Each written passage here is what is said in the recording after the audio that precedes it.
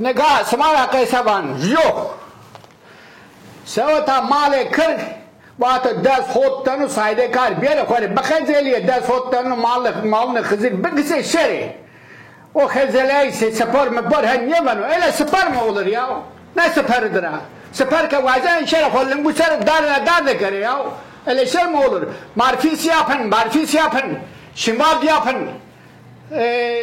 koylu vadara kasanızı şey yaptırın spor boboze jündüma verdi spor öyle olur mala Hızır'ın davarını öldürüyorsun spor oluyor öyle spor yok ne spor.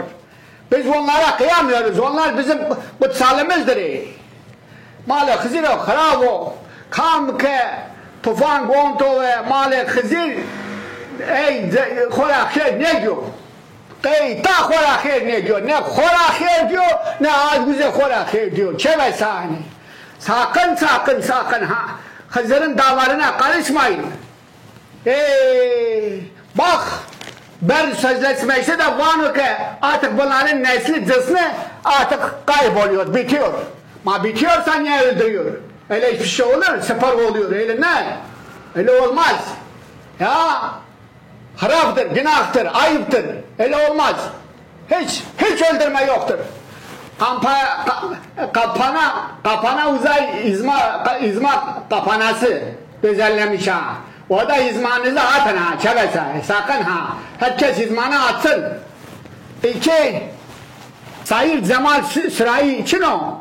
Deva deya, markası devara kibara. Deva. Ve neler çekti. 30 yıldır boştur o köy ha. Cemal Sırayı'nın köyüsüdür ha. Sayır Cemal Sırayı'nın köyüsüdür. Dokuzkaya, markası, Nazmiye'ye bağlı ha. Tunceli, Dersim'de ha. O köy 30 yıldır boşaltılmış, duyarlı olmalı. Duyarlı nasıl olur yani? Hiçbir şey olmaz ki. Sonra kendine o betsikarınızı vurun.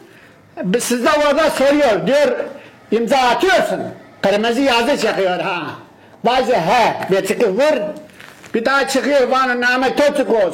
İsmin nedir? Soy ismin nedir? Mail koy bir de mailini ver bana. Mailini de veriyorsun. Ondan sonra tekrar bana izma kınacı izma koyuyorsun. Tamamdır işte. Şimdi Saroka want to hak çöre keşne kırı. Çok çekti çok. Orada hepsini küçük büyük herkes köröpya orada çıkardı. Gitmiş orada dıma herkes garip de oldu. Herkes gurbette oldu. Orada öldü. Uza ve işe vakı mabere uza markasör ama tomete bir yasaktır ha. 30 yıldır o köy yasaktır. Bitsin bu yasak. O köyden ne elektrik var, ne yol var, ne okul var. Bir şey yok o köyde. Filme I love you ha. Tune. Hükümet duysun bu sesini artık.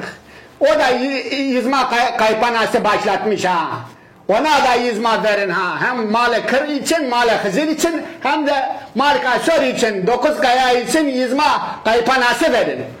Hızır'ı seven bunu yapsın. Bu ne vayır bir beyi, komu korede vayır, ne vecay, kamsamayı vayır beyi, nasıl olur? Ha? Hiç olur. Ya böyle kendi şeyinizi, kulaklarınızı tutup böyle gözlerinizi kapatmayın ha. Yanlış oluyor ha. Böyle demeyinse her şey bozuluyor, her şey mahvoluyor. Pek çok Markasorlu yaşlının vasiyeti köy mezarlıklarına gömülebilmek olsa da yerine getirilemeyerek sürüldükleri ve yurt tutmaya zorlandıkları o yerlerde gömülmek zorunda bırakıldılar. Akıbetinin ötekilere benzemesini istemeyen Markasorlu Rıza Bozdağ şunları söylüyor. Ya bize hiç olmazsa köprümüzü yapın, siz yıkmışsınız.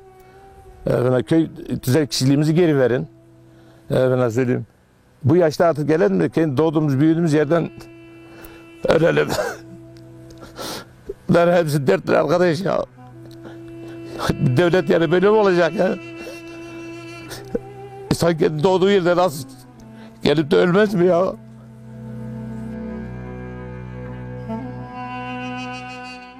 Oysa köylerini terk etmeden önce onlardan bazıları kadim ziyaret yerlerinden biri olan Gole Hızır'a varıp dileklerde bulundular.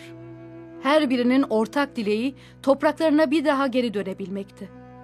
Ama belli ki duaları kabul görmedi. Gidenlerin hiçbiri topraklarına geri dönemedi. Dönebilmeye yol, izin bulamadı.